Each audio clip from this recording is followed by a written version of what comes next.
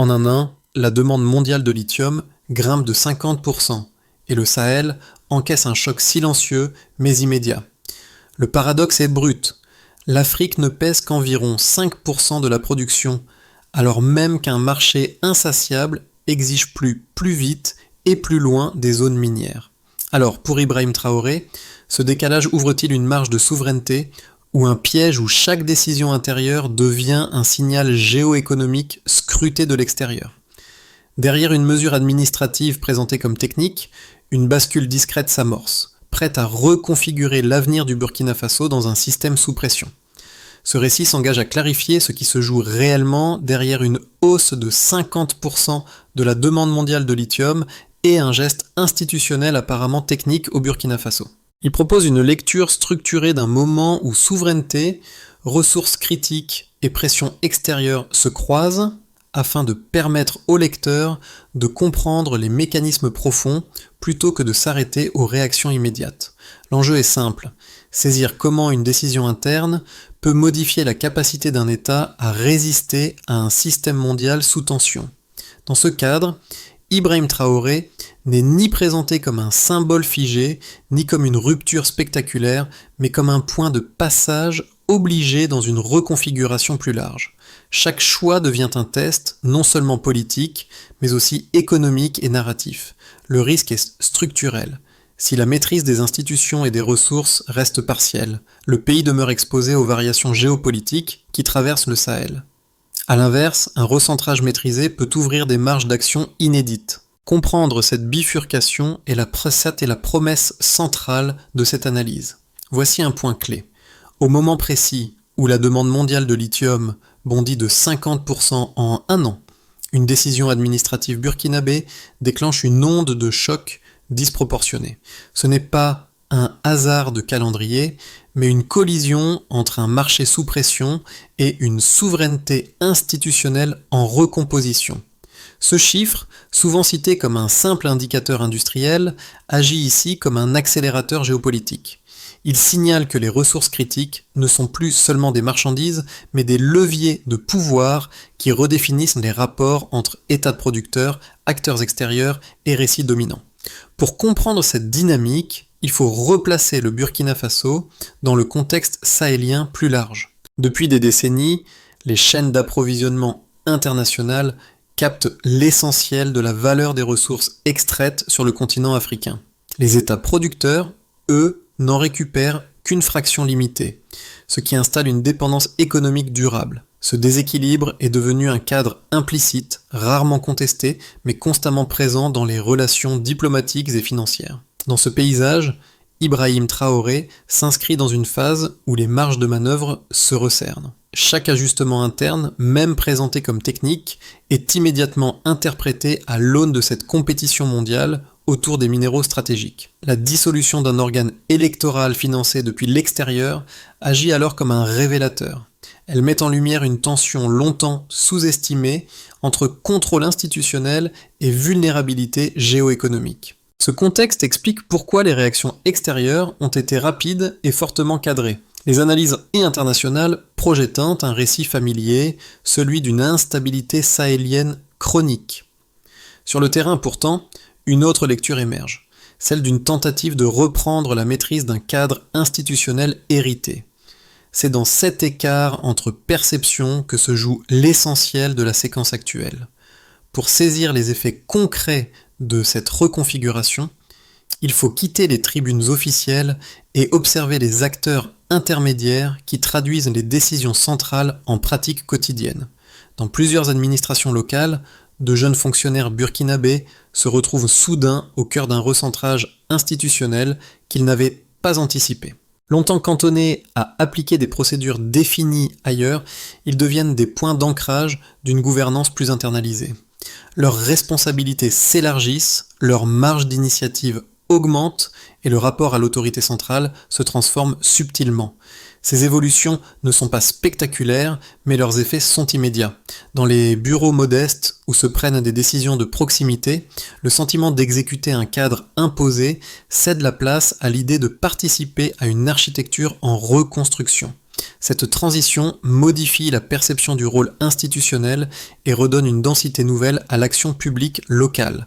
Le changement est encore fragile, mais il est ressenti comme réel par ceux qui le vivent.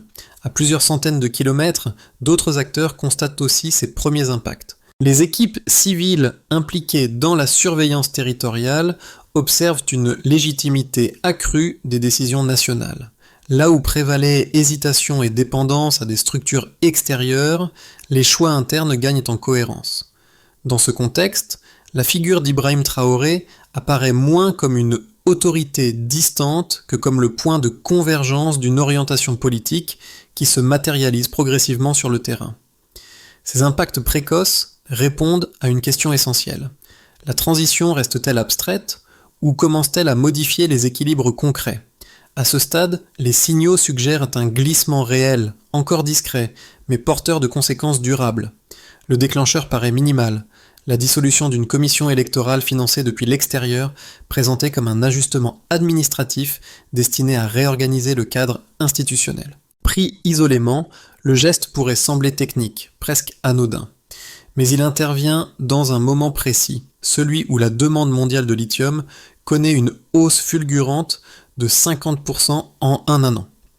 Cette coïncidence transforme immédiatement l'acte en signal. Dans un Sahel déjà saturé de tensions sécuritaires et économiques, le timing compte autant que la décision elle-même.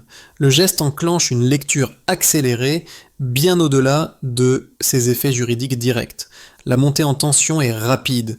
Les médias internationaux réagissent en premier, souvent en quelques heures. Le cadrage se stabilise autour de termes familiers, inquiétude démocratique, dérive autoritaire, fragilisation régionale.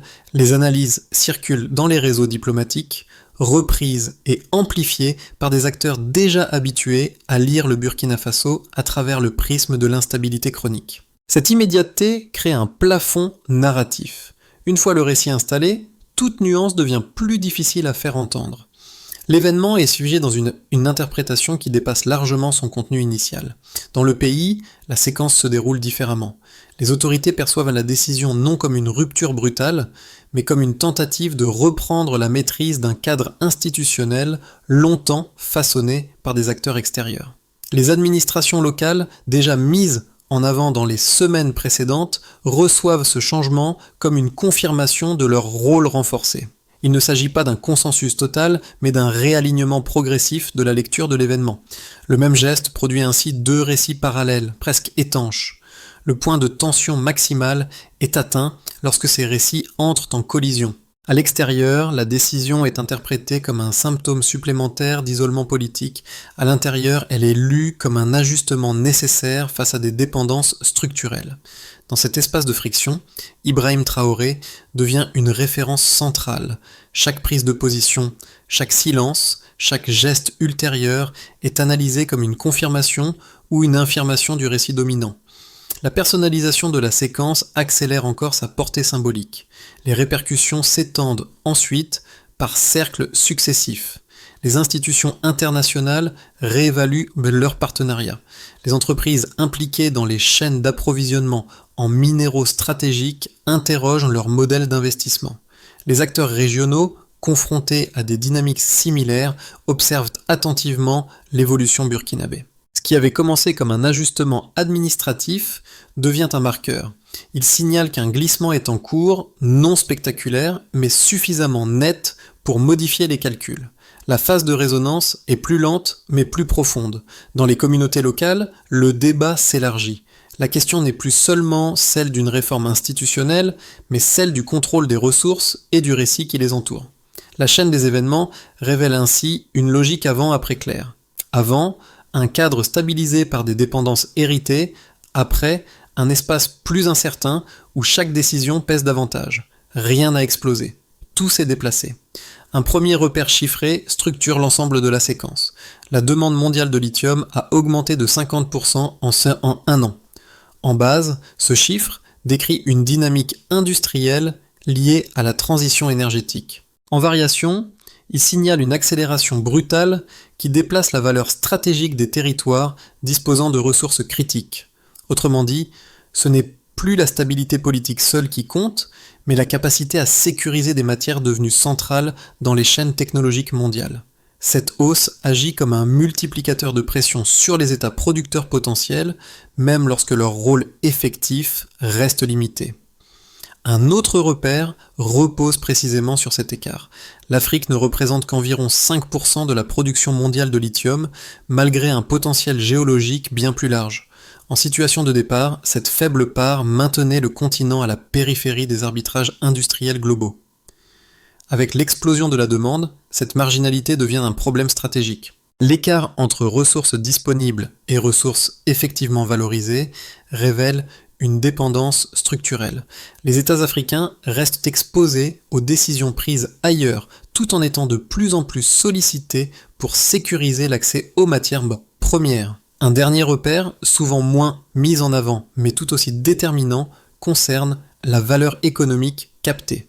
Près de 200 milliards de dollars de ressources brutes quittent chaque année le continent africain, tandis que les bénéfices locaux n'en représentent qu'une fraction réduite. En base, ce flux illustre un modèle extractif ancien. En variation, il montre que l'intensification de la demande mondiale risque d'amplifier une perte de valeur déjà chronique. Plus la pression augmente, plus le coût de l'absence de transformation locale devient élevé.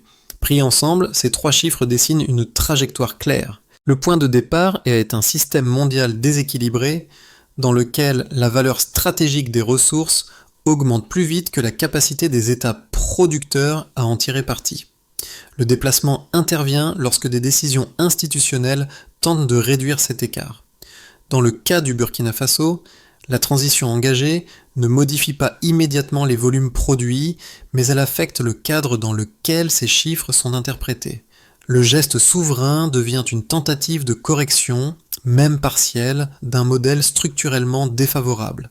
Dans ce contexte, Ibrahim Traoré se situe à l'intersection de données qui ne relèvent pas uniquement de l'économie. Les chiffres alimentent des récits, orientent des anticipations et conditionnent des réactions diplomatiques. La hausse de 50% de la demande n'est pas qu'un indicateur technique.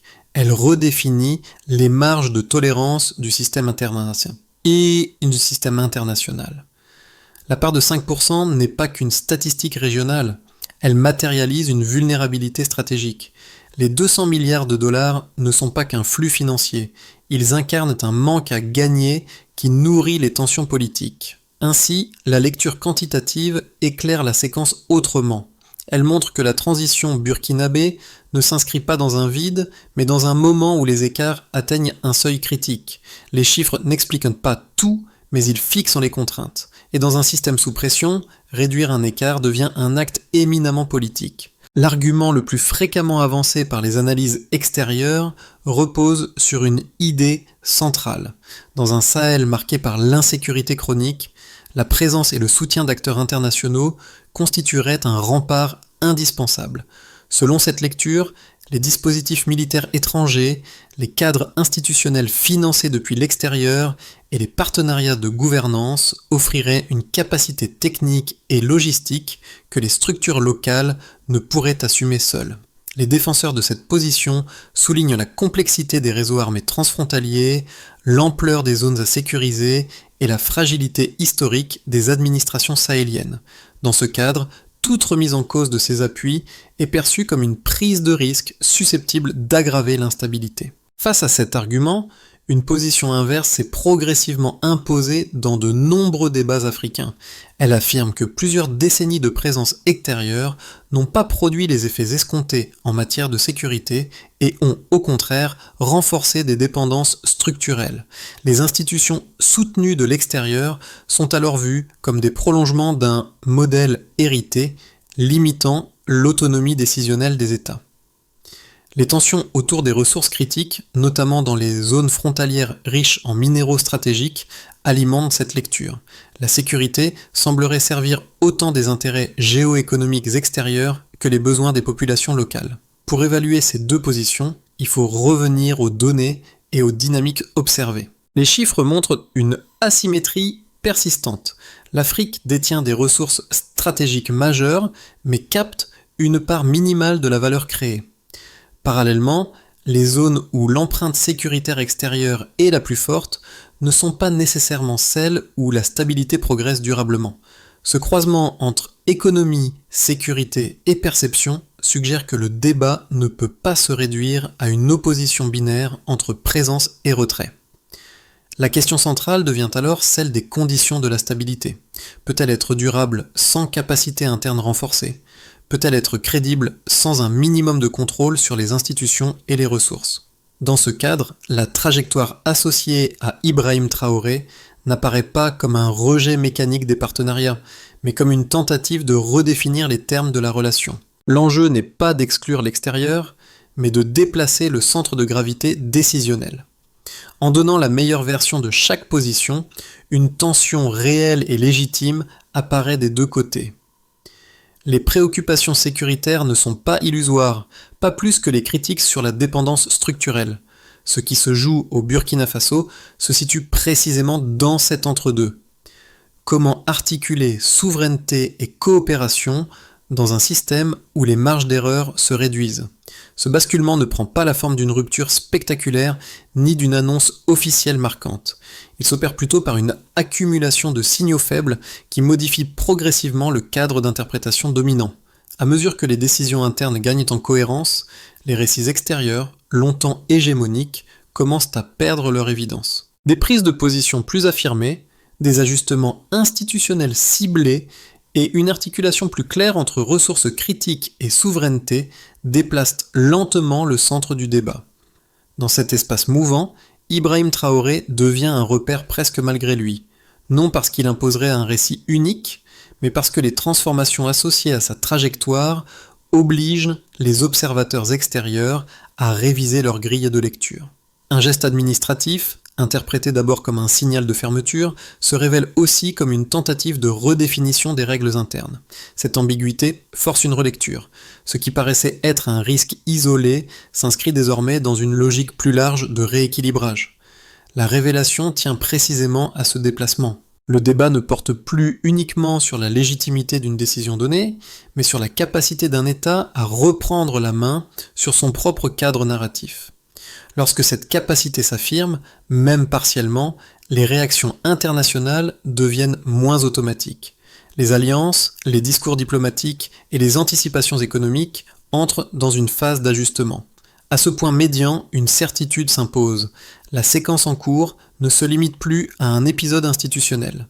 Elle engage une recomposition plus profonde, où le sens des événements n'est plus dicté exclusivement de l'extérieur, mais négocié dans un rapport de force renouvelé. Les effets de cette recomposition deviennent tangibles lorsqu'on observe ses retombées sur plusieurs groupes, chacun exposé différemment aux tensions en cours. Pour l'État burkinabé, la première conséquence est institutionnelle.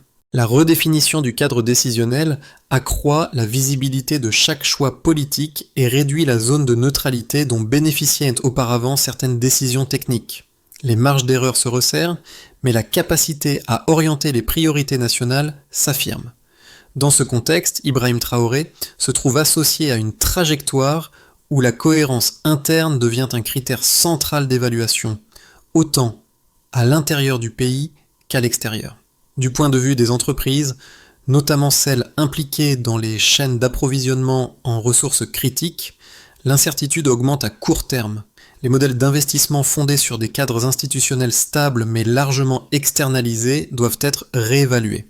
Certaines entreprises adoptent une posture d'attente, d'autres cherchent à anticiper un rééquilibrage des partenariats. La hausse de 50% de la demande mondiale de lithium agit ici comme un facteur aggravant. Plus la ressource devient stratégique, plus la lisibilité du cadre local devient déterminante pour les décisions économiques. Du point de vue des citoyens, les conséquences sont plus diffuses, mais tout aussi réelles. Le débat public se densifie autour de la question des ressources et de leur contrôle.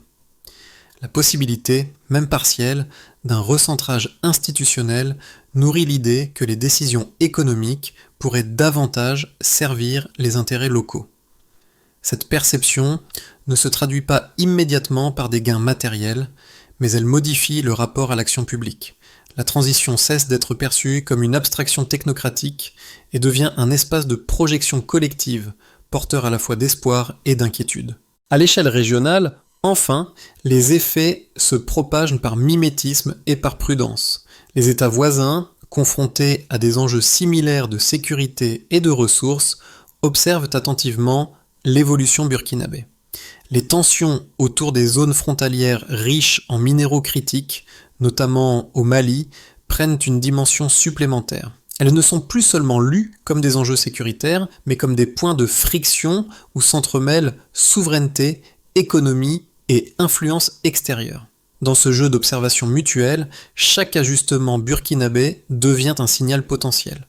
Ces 4 niveaux de conséquences révèlent un même mécanisme. La décision initiale a déplacé le centre de gravité du débat.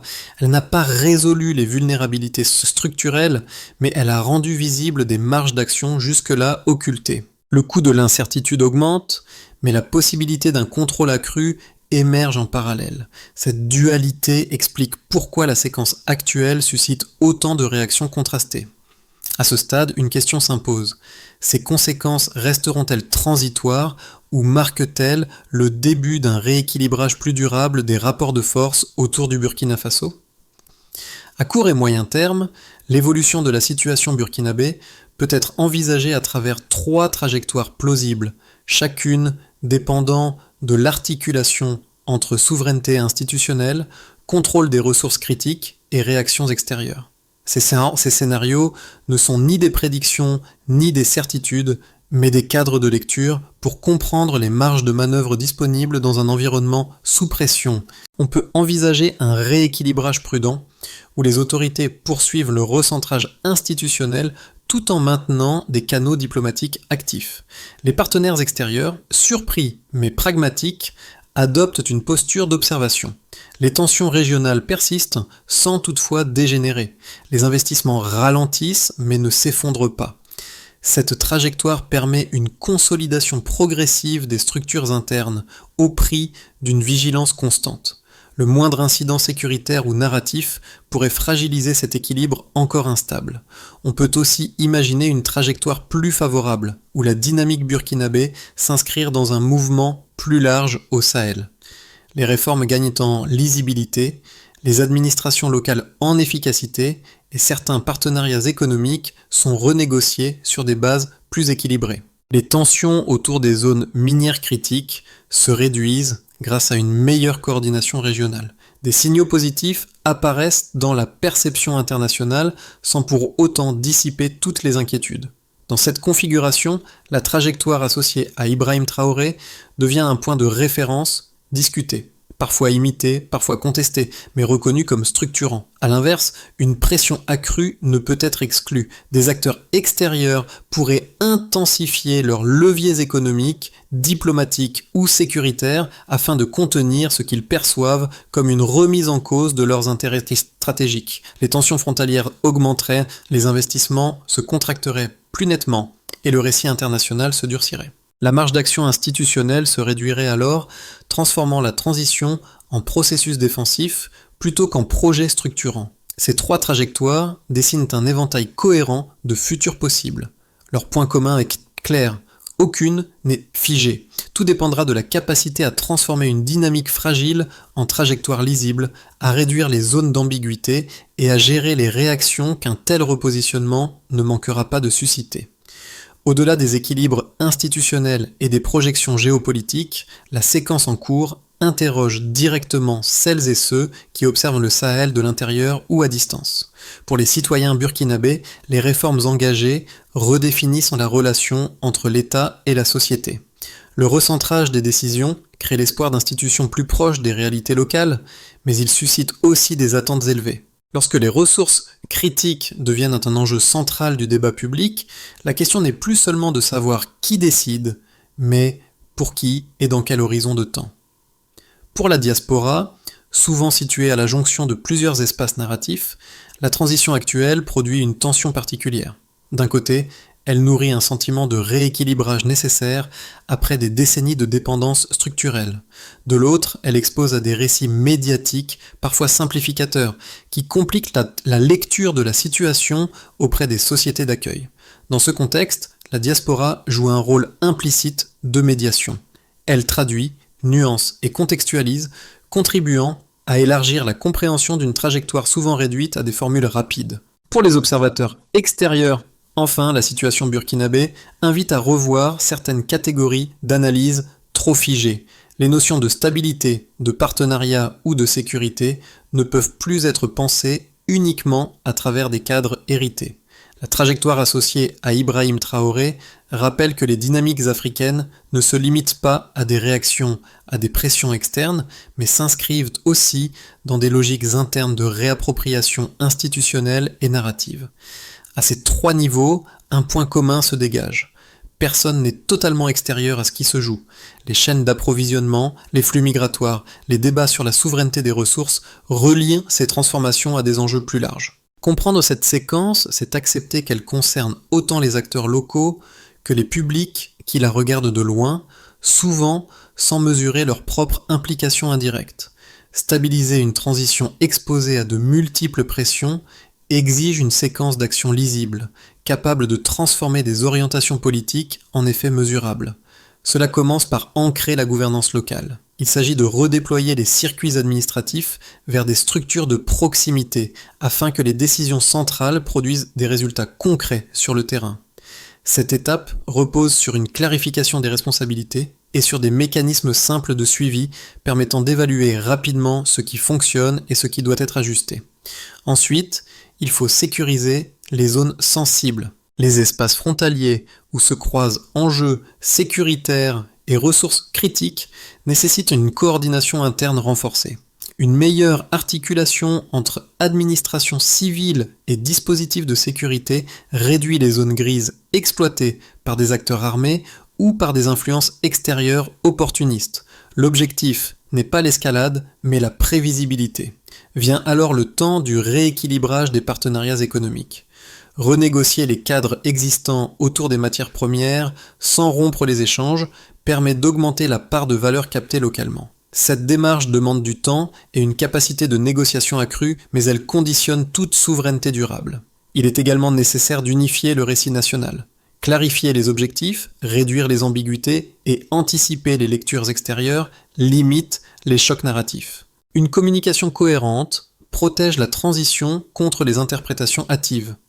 Enfin, la consolidation des alliances régionales complète l'ensemble.